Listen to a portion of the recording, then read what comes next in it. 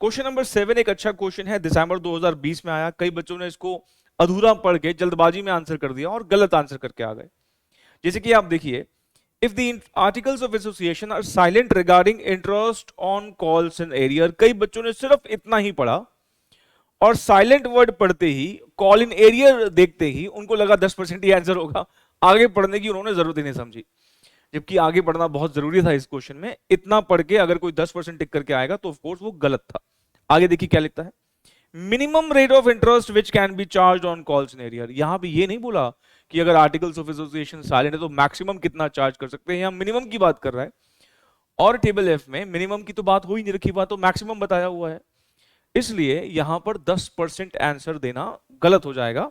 यहां सही आंसर होगा नन ऑफ दी अबव। बहुत अच्छा क्वेश्चन था, घुमाया गया है इस क्वेश्चन में, तो ये ध्यान रखिएगा प्लीज। क्वेश्चन नंबर 7 को एग्जामिनेशन क्वेश्चन था ये भी।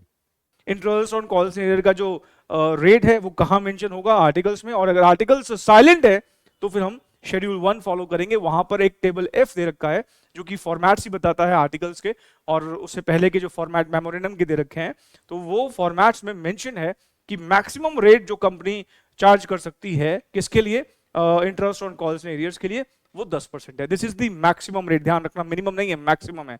इतना या इससे कम रेट ऑफ इंटरेस्ट ही आप जो है वो चार्ज कर सकते हैं।